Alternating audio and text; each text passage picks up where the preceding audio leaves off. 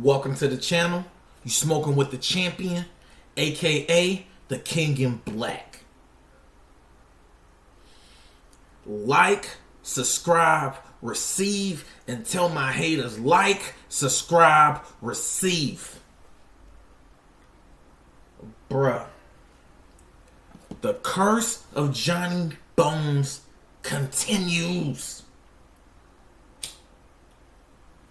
Yeah. Everybody that talk bad about Johnny Bones Jones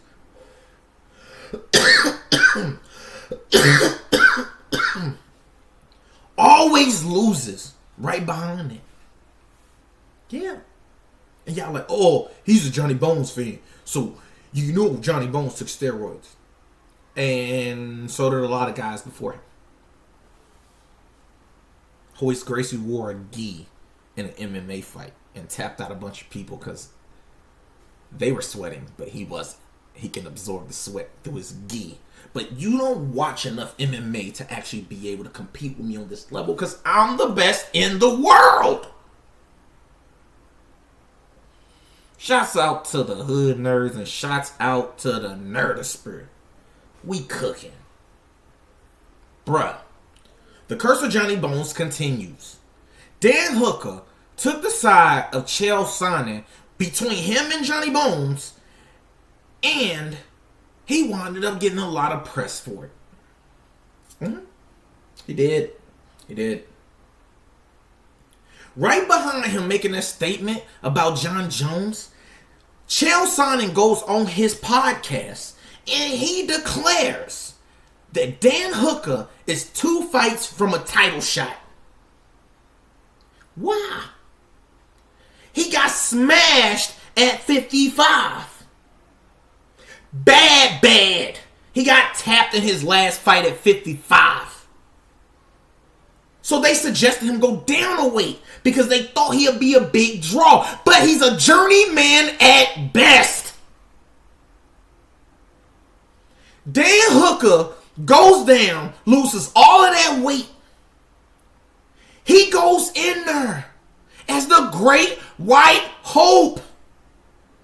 And he gets TKO'd in the first round. He lost in the first round again twice because the curse of Johnny Bones continues.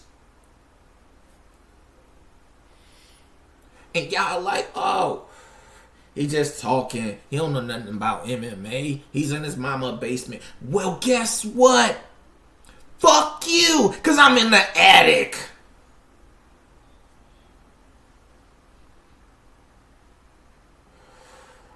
Eyebrow receipts. I'm the best in the world at Black MMA talk. I am the king. I am he, the Alpha, the Omega. I am not paid by UFC. I have been a fan. I will sit down and I will dialogue or debate with anybody about MMA. Yep. I'm calling out anybody. Let's see. But let me bring these receipts back to the curse of Johnny Bones. See, the curse of Johnny Bones go back. It go back. Almost. Wait, if I'm lucky about it, almost about 7 years ago. 8 years ago.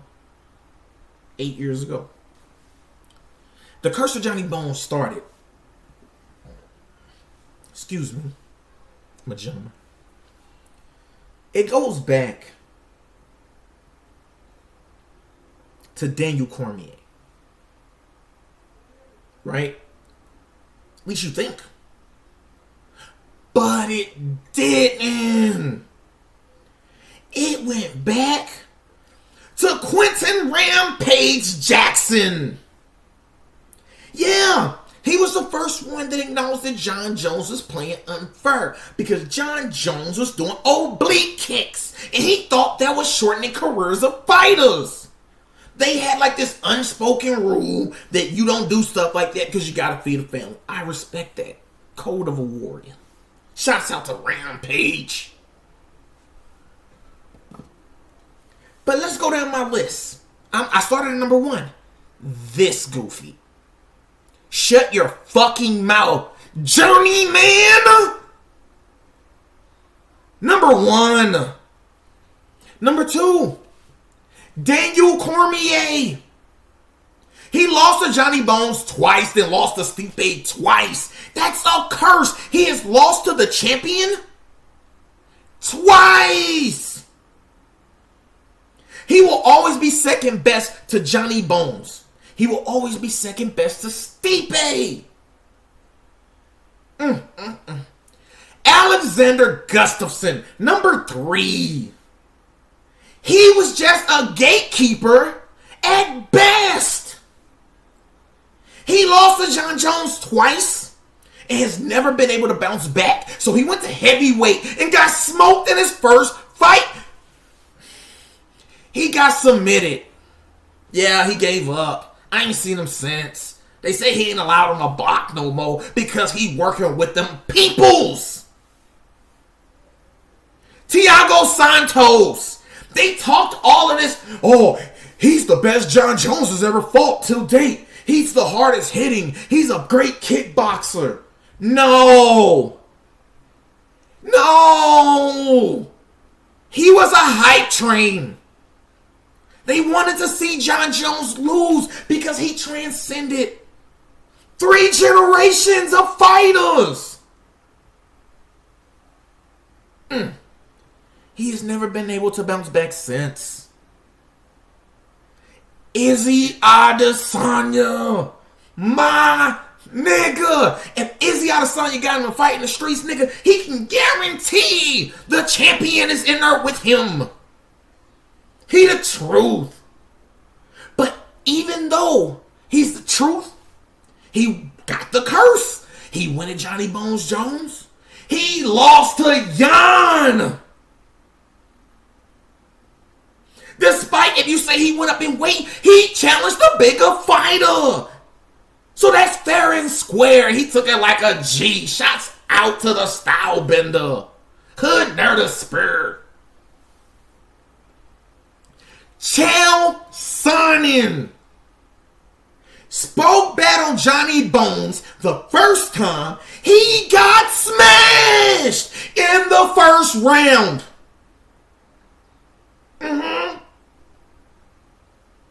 Yeah. And they kept talking about Johnny. Goes to Bellator. Loses to motherfucking the last emperor. He couldn't win again in UFC because of Johnny Bones.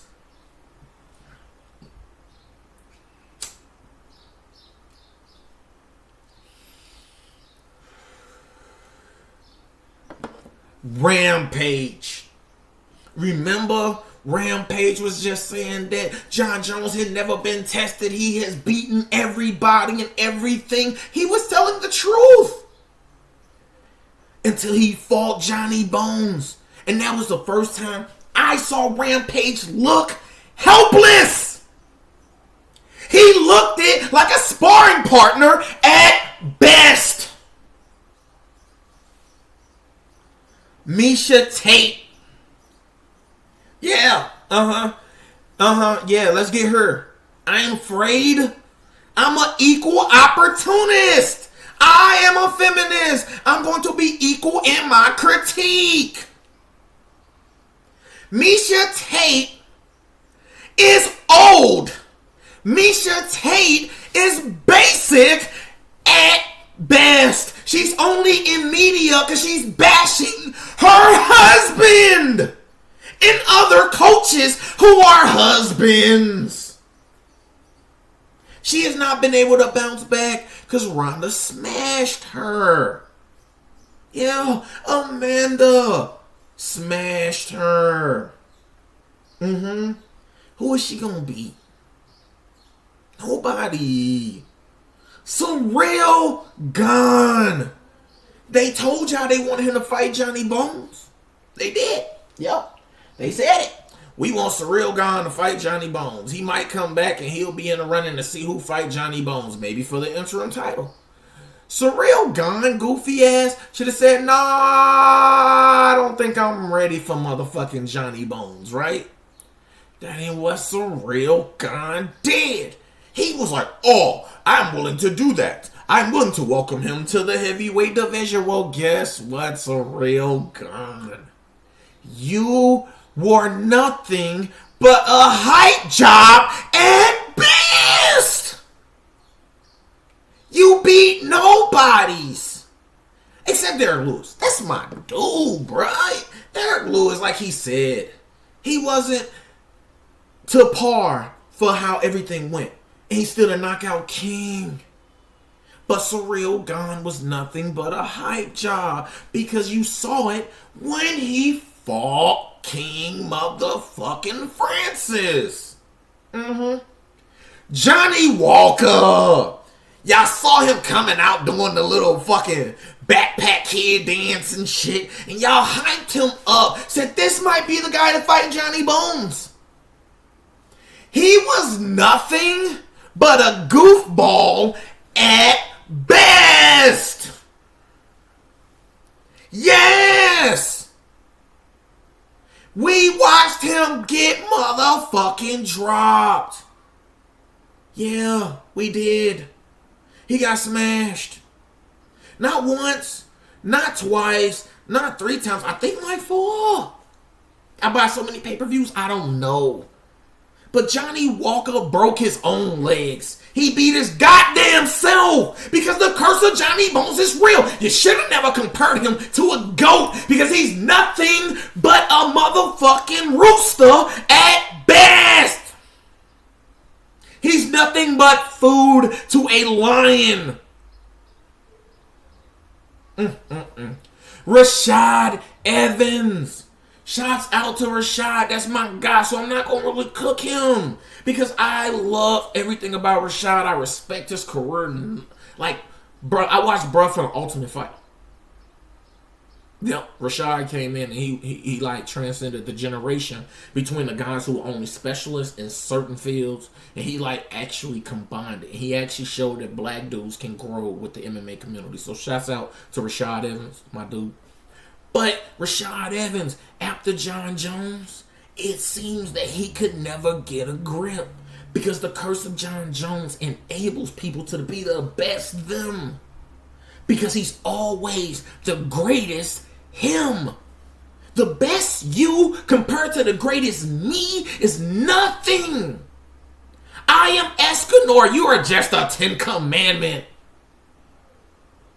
Ovett St. Preux. Y'all remember that? Jon Jones came back. And yeah, he didn't stop him. But did y'all notice? But to Jon Jones, he was nothing but a sparring partner. They wanted somebody to replace him. But you notice, he is the greatest of all time. He gonna come back. I don't give a fuck what you saying. Johnny Bones Jones is gonna get the heavyweight title. And if he don't, hit my line. Hit my line, I will suck it up and take it on the chin. But as you can see, what I just laid out, Dan Hooker is nothing but a journeyman at best. He is suffering from the curse of Johnny Bones. You smoking. You smoking.